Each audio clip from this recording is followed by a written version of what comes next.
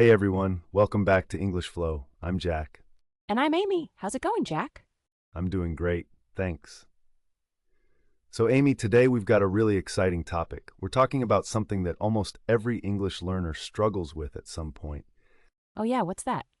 It's all about overthinking when you speak English. You know that feeling when you want to say something, but you keep translating in your head, or you worry so much about making mistakes that you just freeze. Ah, yes. I see this all the time with students. They know the grammar, they know the vocabulary, but when it's time to actually speak, they get stuck in their heads. They're thinking way too much instead of just talking. Exactly. And that's why our topic today is stop thinking, start talking. We want to help listeners understand why overthinking happens and, more importantly, how to overcome it. I love this topic because, honestly, even native speakers overthink sometimes. But for language learners, it can really hold you back from making progress. So true. Let me ask you something, Amy. When you were learning other languages, did you ever experience this yourself? Oh, absolutely. When I was learning Spanish, I remember being in a cafe in Madrid. The waiter asked me what I wanted, and I knew exactly what to say in my head. But I was so worried about using the wrong verb tense that I just stood there silent for like 10 seconds. 10 seconds. That must have felt like forever. It really did. And you know what?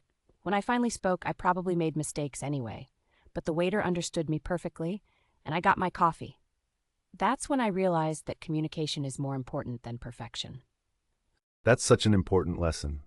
Communication over perfection. I think a lot of learners forget that the main goal of speaking is to share ideas, not to pass a grammar test. Right. So, Jack, why do you think people overthink so much when they speak English? Well, there are several reasons. First, I think many learners are afraid of making mistakes.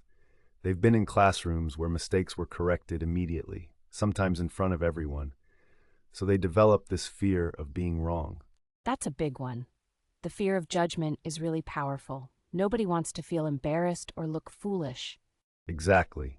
And another reason is that many people translate from their native language in their heads before speaking. So instead of thinking in English, they think in their own language first, then try to convert it to English word by word. Oh, yes, the mental translation trap. That slows everything down so much. By the time you've translated your sentence, the conversation has already moved on. Completely. And there's also the issue of perfectionism. Some learners set impossibly high standards for themselves. They want to sound like a native speaker right away, with perfect pronunciation and zero mistakes. Which is totally unrealistic. Even native speakers make mistakes, use filler words, pause to think. Real conversations aren't perfect. That's such a good point.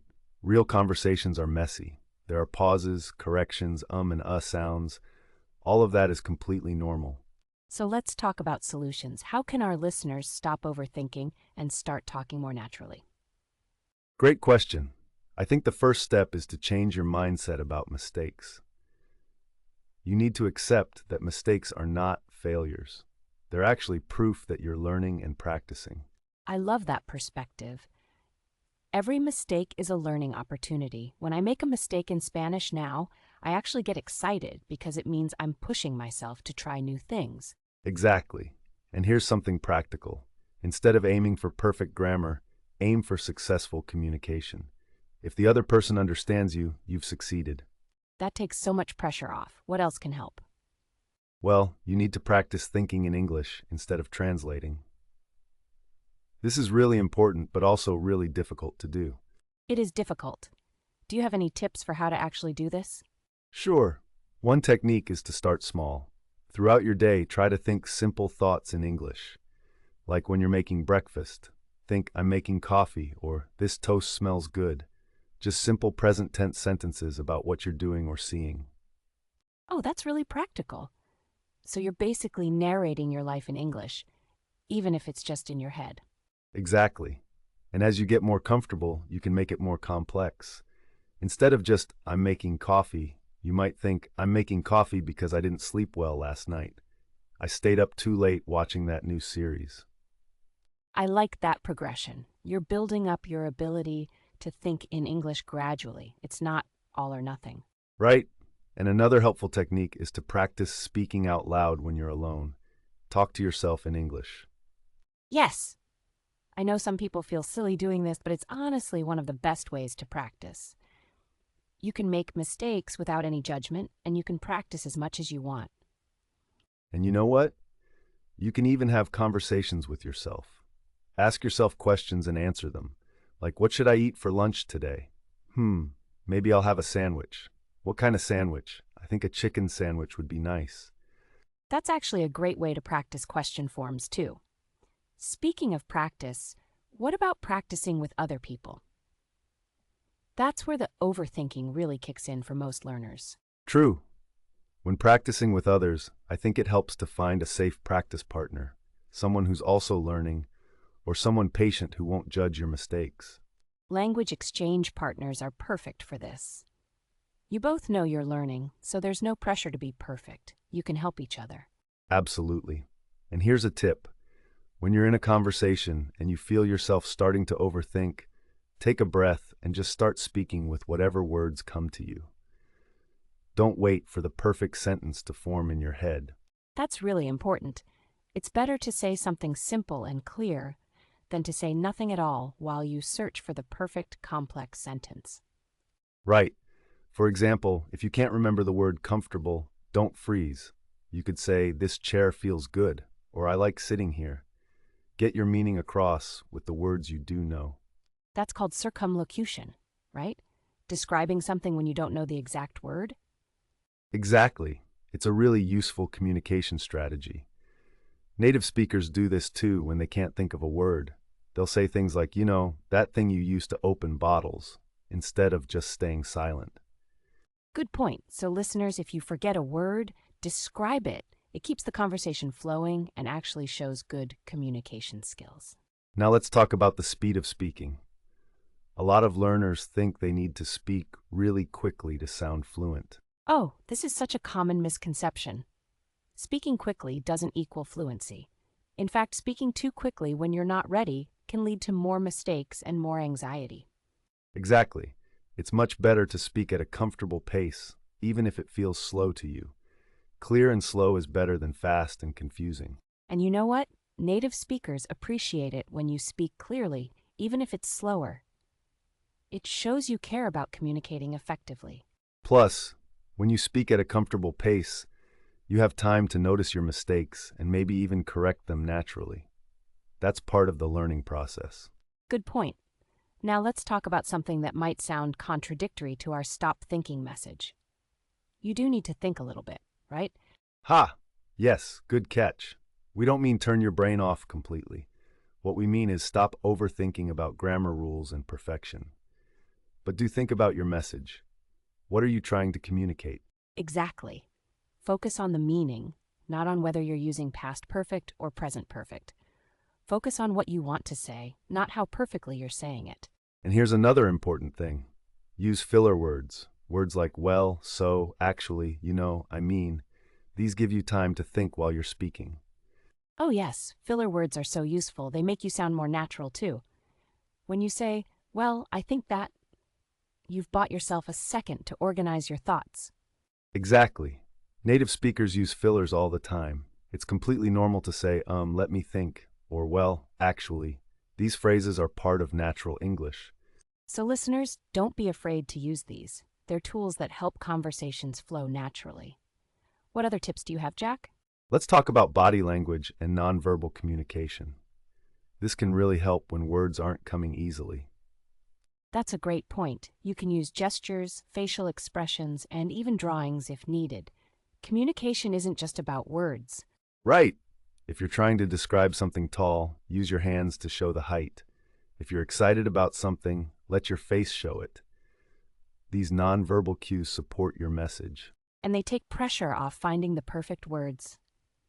Your listener gets information from your whole presentation, not just your vocabulary. Exactly. Now here's something that helped me when I was teaching beginners, the 3-second rule. The 3-second rule? Tell me more. It's simple. If you can't think of the perfect way to say something within 3 seconds, just start speaking with whatever words you have. Don't let the silence stretch on. I like that. It forces you to act instead of getting stuck in analysis paralysis. 3 seconds is enough time to grab your thought, but not enough time to spiral into overthinking. Exactly. And honestly, in real conversations, 3 seconds is already quite a long pause. Most natural conversations have much shorter pauses. So true. Let's also talk about building confidence, because I think confidence and fluency are really connected. Oh, absolutely. The more confident you feel, the less you overthink. And interestingly, the less you overthink, the more confident you become. It's a positive cycle. So, how can listeners build their speaking confidence? We'll start by setting small, achievable goals. Don't aim to have a perfect 30-minute conversation right away. Instead, maybe aim to have one short exchange with a shopkeeper or to answer one question in English. That's smart. Small wins build confidence gradually. Each successful interaction, no matter how brief, proves that you can communicate in English. Exactly. And celebrate those small wins. If you successfully ordered food in English, that's worth celebrating. Don't focus on the small mistake you made. Focus on the fact that you communicated successfully. I love that approach. It's so much more positive and motivating. What about dealing with people who correct you all the time? That can make you overthink even more. That's a good question. Constant correction can definitely make you self-conscious. I think it's okay to politely ask people not to correct you during a natural conversation. You can say something like, "I'm working on fluency right now, so I'd appreciate if we could just focus on communicating." That's a very reasonable request. Of course, in a classroom or with a teacher, corrections are important, but in casual conversation, constant interruptions for corrections can really kill your confidence. Exactly. There's a time for accuracy practice and a time for fluency practice.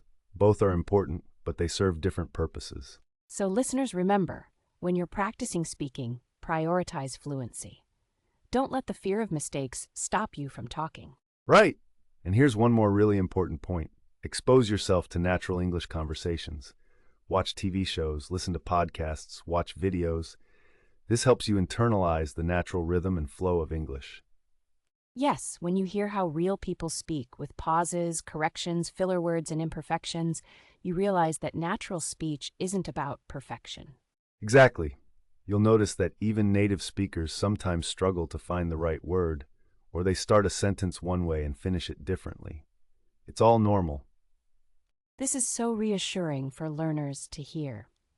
The English in textbooks is often much more formal and perfect than the English people actually speak in daily life. Completely true. Real English is messy, flexible, and full of personality. That's what makes it real. So let's summarize our main points. Jack, what's the number one takeaway you want listeners to remember? I'd say the biggest takeaway is this. Your goal is communication, not perfection. If people understand you, you've succeeded in speaking English, even if you made grammatical mistakes. Perfect. And I'd add, mistakes are not failures. They're proof that you're practicing and learning. Every time you speak, even imperfectly, you're improving. Great addition. Also, remember to practice thinking in English, even just simple thoughts throughout your day. This reduces mental translation and helps you react more naturally. And use the 3-second rule. If you can't find the perfect words in 3 seconds, just start speaking with the words you have. Keep the conversation moving. Yes, and don't be afraid to use communication strategies like filler words, gestures, and describing words you don't know. These are signs of good communication skills. Also, find safe practice opportunities where you won't be judged. Talk to yourself, find a language exchange partner, or join a conversation group where everyone is learning. And celebrate your small wins. Each successful interaction in English deserves recognition, no matter how brief or imperfect it was. These are all such practical tips. I really hope our listeners will try them out and see the difference. Me too. You know, Amy, I think the title of our episode really captures the essence of what we're saying. Stop Thinking, Start Talking is about breaking free from that paralysis that overthinking creates. Absolutely. It's about trusting yourself and taking action, even when it feels uncomfortable. That's how you grow. And I want to remind listeners, every fluent English speaker you admire went through this same struggle. Nobody was born speaking perfect English. They all had to practice, make mistakes, and push through the fear. That's such an encouraging thought. Even we hosts have moments where we can't find the right word or make mistakes. It happens to everyone. Exactly. Language learning is a journey, not a destination. There's no point where you suddenly become perfect and never make mistakes again. So true. Even native speakers are always learning new words and expressions. The learning never really stops. And that's actually exciting. Well said. So, listeners, we really encourage you to take what we've discussed today and put it into practice. Challenge yourself to have one conversation in English this week without worrying about perfection. Yes, just focus on communicating your ideas. See how it feels to prioritize fluency over accuracy for once. And if you want, you can share your experience with us. We'd love to hear how it goes. Definitely. Remember, the only way to get better at speaking is to actually speak. There's no magic formula, no shortcut. You just have to start. So stop thinking and start talking. You've got this. We believe in you. Thanks so much for listening today, everyone. Yeah, thanks for joining us. Keep practicing, keep speaking, and we'll see you in the next episode. Bye for now. Take care.